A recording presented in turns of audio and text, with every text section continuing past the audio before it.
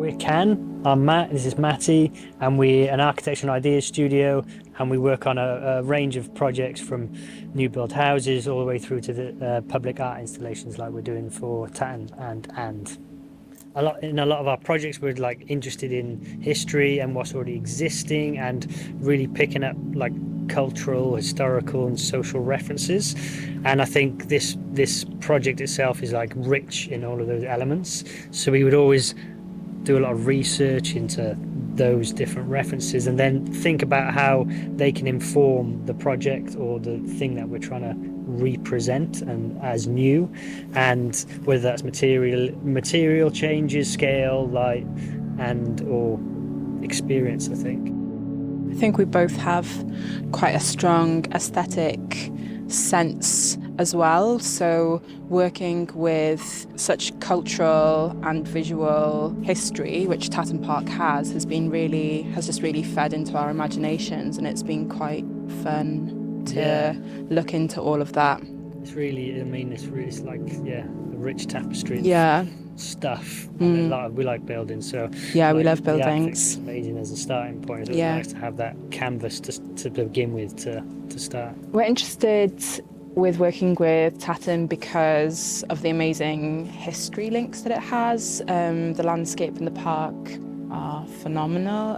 It's Humphrey Repton landscape. Matt and I both come from architectural backgrounds and quite interested in sort of social history and all things in the built environment through our own practice. So working within the context of Tatton is really interesting. Tatton has got this obviously history of Venetian culture and the portrait of Samuel Egerton in Venice pointing at the Punta della Dogana was really like the starting point, wasn't it, for our thoughts and how we might approach this commission. And so we've really been doing research into Canaletto's methods of drawing and how he made his perspectives. And one interesting thing that came up was that he was using techniques such as a camera obscura, but only on small parts of the painting, and then also manipulating light, scale and shadow to really appeal to his clients at the time.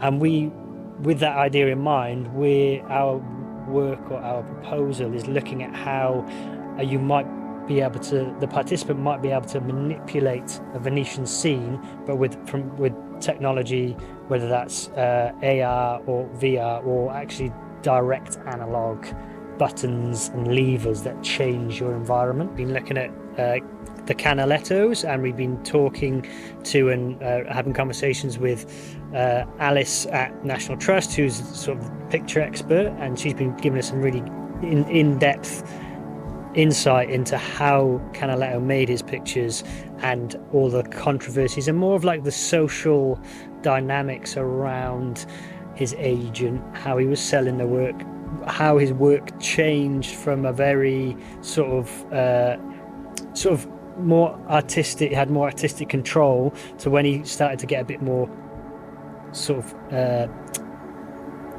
popular, I guess, and then his paintings became much more formulaic as he needed to churn them out for clients. So that has been quite interesting.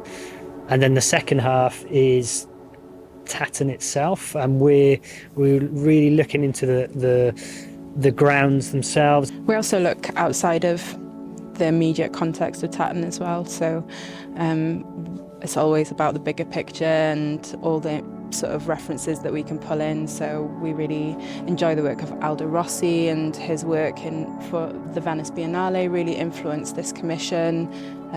Yes, there's an amazing picture of a Rossi theatre, a floating theatre that he designed for the Architecture Biennale in 81 maybe. And there's this picture of the Punta della Dogana with a floating theatre opposite it, and it's almost from like the exact same viewpoint as the Samuel Egerton painting. There's something really nice about Canalettos as well, where they almost feel like postcards from an era where people would be going on these fantastic grand tours and then be sending these like phenomenal paintings back home to Europe to their families to show them, you know, here's what I've been doing, these are the amazing scenes that I've seen. So it's also kind of our project is thinking about how can we help the users to take a little bit of Venice and also be able to take it home. Yeah. So what we really want to get out of this commission is this idea of bringing Venice to Tatton, as Samuel Edgerton did with his Canalettos and with his portrait, and then giving the participants and the public the chance to directly and live manipulate their environment as Canaletto did with his scenes of Venice, by changing the buildings, changing the aspect, changing the perspective, changing the sky, changing the color, but through a digital lens. And now we have the technologies that we can do that. I think that's the really exciting thing for us, using Venice as the starting point and the building blocks, and these layers of technology, how they can really change our experience.